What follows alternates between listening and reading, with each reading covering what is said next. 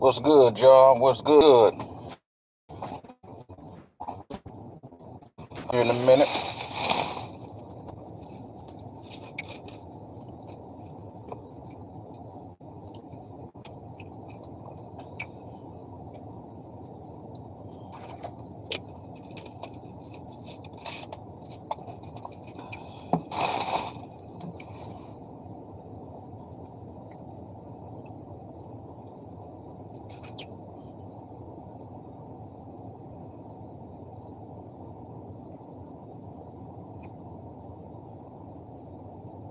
All right, let's go ahead and get started, y'all. I'm coming to y'all with a special report. This special report is going to be about Haiti and it's going to be about Afghanistan. So I'm going to start with Haiti first. So this is from the USA Today. It says, Tropical Storm Grace batters Haiti days after deadly quake. Countless Haitian families have lost everything.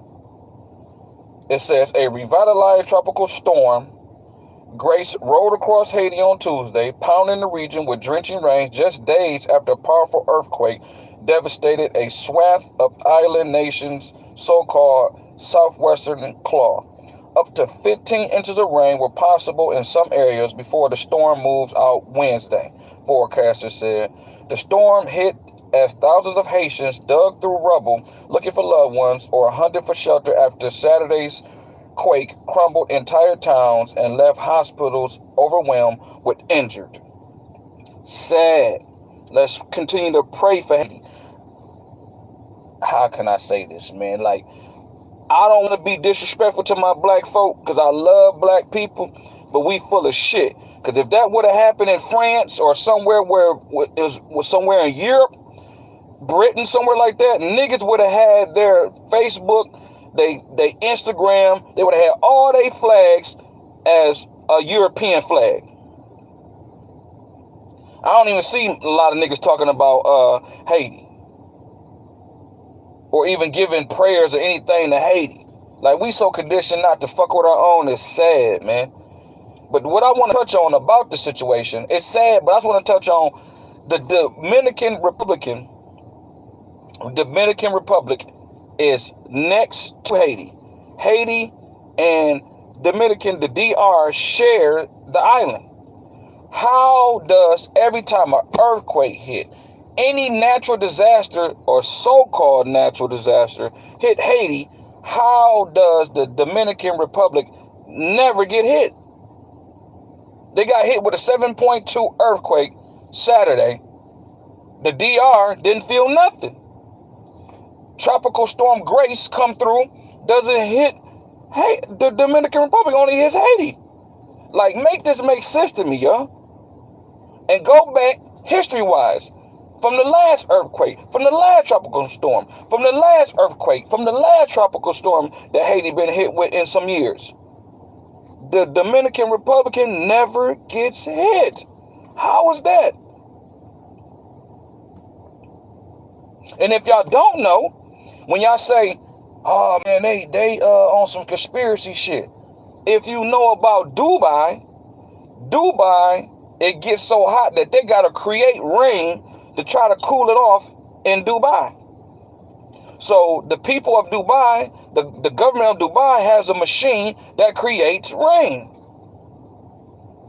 So you don't think that they got a machine that creates earthquakes and creates tropical storms? And it only can hit certain areas? Because when it rains in Dubai, the machine only makes it rain in Dubai. It don't rain in nowhere else.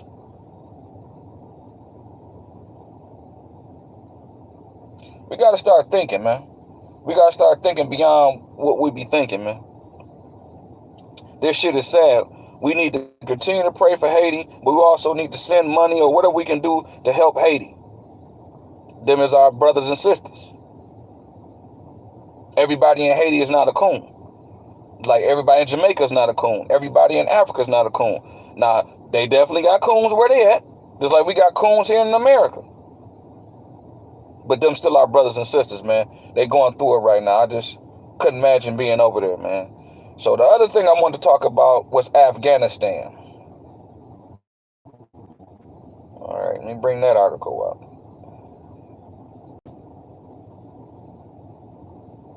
Because that's a sad situation. Very sad situation.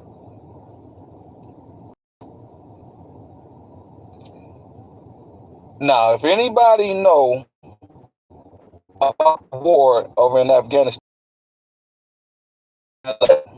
so when George Bush Jr. was in office, not senior, but junior. And he went over there because they say that's where, I forgot their goddamn names. Not the Taliban, but what they was calling them, I forgot their names. But basically the little terror group that basically hit 9/11, they said it was based, or they was doing their shit out of Afghanistan. So that's why they went to Afghanistan. But the funny part about it, I think it was 11 of them. 9 to 11 of them, they all was from Saudi Arabia. Why George Bush didn't go hit Saudi Arabia? Saudi Arabia produces the largest oil for the world. So that right there, you can do the math. That's 2 + 2 is 4. He wasn't going to go fuck with that oil. So we've been over there in Afghanistan just recently, since 2021, 20 years. That's a lot of lives lost, trillions of dollars spent. They done bought equipment, all kind of shit for these people. And guess who now about to have all the equipment and all the guns? The Taliban. So let me read y'all this. This from the CNN. As a harrowing pictures of Afghans clinging to U.S. cargo jet in a desperate bid to escape the Taliban circulate, everyone in Washington is asking a version of the same question. Did President Joe Biden misread intelligence about imminent collapse of the Afghanistan government and armed forces? Did U.S. spy agencies fail to pick up the Taliban surge, which led to the collapse of numerous provincial strongholds in Kabul within days? Or did the president simply ignore the evidence in his zeal to end military misadventures and reap a political win, which is not a political win? The imagery from Afghanistan is deeply damaging to Biden politically and paints a disastrous picture of a nation that has long seen itself as a global leader and the guardian of democracy, human rights, and humanitarianism. Biden did admit in an address to the nation that the Taliban triumph had unfolded more quickly than he had expected. After repeatedly dismissing the idea, the fundamentalist militia could quickly capture Afghanistan. So they did all that fighting to get rid of the Taliban and all them terrorist people, they say, for the Taliban to come back and run the country. And now they got hold of everything the United States gave they propped up and basically own all that now. That's all they shit now. Then I just read a report that said Russia and China is looking forward to working with the Taliban government. So you can do the math, man. Opium fields, China. Opium fields, China. If y'all know anything about the Chinese culture, they smoke opium. That's their thing. So like Jamie Foxx said in his special, I forgot what year it was, but it was an early special. No, matter of fact, it wasn't Jamie Foxx. It was Eddie Griffin. I forgot what special it was, but Eddie Griffin, the comedian, said in one of his specials, he was like, whoever controls the opium controls China.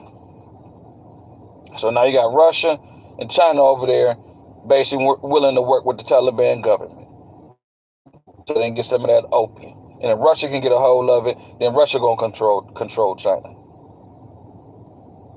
It's a sad situation, man. It's about money. And it's about definitely politics, but money and the opium, man. So it's sad that all them people had to die. All the Americans, all them soldiers had to die for nothing. That's why George Bush and his wife just made a statement. I want to say either today or yesterday, saying that, they send their condolences to the families who died, because basically them people died for nothing. Went over there and fought that war for nothing. For the motherfucker to fall back into the hands of the same people who they call themselves trying to defeat. Make United States look weak. Joe Biden is a weak president. I don't care how you cut it. He's a weak president. Kamala Harris, he's a weak vice president. That's why they doing what they doing right now, because they weak. You know damn well if that goddamn crazy ass Trump was in office, they wouldn't even thought about no shit like that. Because Trump would have been over there on their ass. That's the difference between a leader and a person who basically plays identity politics. We don't need identity politics. We don't need, the first transgender Secretary of State, the first African man. Fuck all that, man. Put the right people in position. You think Russell Simmons ran Def Jam like, I'm just going to have all black people? No, he worked with Jewish people, Asian, whoever did the job the best. That's what made Def Jam dope. Anybody who runs anything of a major substance, a company cannot just choose all one race. Because somebody going to do the job that's not going to be, if you got an African-American business, it's going to be some white folk that know how to do some shit that niggas don't know how to do. Let's just keep it real. Just like in a white business, it's some shit that niggas can do that white people can't do. And the shit that Mexicans do and Asians and everybody else. So when they play the identity politics, you only picking people just because they the first transgender, they the first gay, this and the first, man, fuck all that. Put the best people in the job and the position. Joe Biden is too old and senile, and Kamala Harris is too weak. Period. And she don't even know how to run her own little cabinet. People quitting left and right and upset and don't like how the shit being ran in her own little personal vice presidential cabinet. Bitch can't even run her cabinet right. How you gonna run the country right if Joe Biden decided to check out? But again, we so emotional, especially us black people. We emotional. Oh man, we can't fuck with Trump. We can't fuck with this person. We can't fuck with that person. But like I said on numerous podcasts and numerous videos on here, y'all know damn well if GM, Ford, Chrysler, your state place where you work at, your federal place where you work at, or the hospital you work at, any of them people come forward and say they hate niggas, you not gonna quit your job. Stop acting like everybody's not racist. And he the only one. Or the Republicans the only racist. The Republican candidates, the Republican Congress, the Republican senators. Like they the only racist motherfuckers. You know Democrats can be racist too, right? You know Joe Biden can be racist, right? Just because he do shit for niggas don't mean he ain't racist. Just because he take pictures and kiss babies, black babies don't mean he ain't racist, man. Y'all niggas so emotional. We got this weak ass president in here and they trying to push COVID on us. They trying to push the vaccine and all kind of bullshit on us. Y'all don't see what's going on in front of you, man. And y'all hoe ass niggas still trying to defend this lane. It's serious out here, man. Y'all better get serious and stop playing. And like Biggie say, rest in peace to Big, but like that party and bullshit, we gotta chill out and pay attention to what's going on, man. Y'all don't pay attention to what's going on, we gonna wake up on some bullshit one day. And then everybody gonna be crying, man, yeah, nigga shit then got real. So that's what I was coming to y'all with, man. Let's pray for Haiti. Let's pray for the Afghan people, because they going through it too. Taliban took over, they over there running amok right now. Pray for them people, man. The world is, we seeing the world unfold right in front of our eyes, man. And chicken's gonna come home to roost. I can bet you that. Chicken's gonna come home to roost. That's all I got to say, man. Y'all enjoy your night. Peace.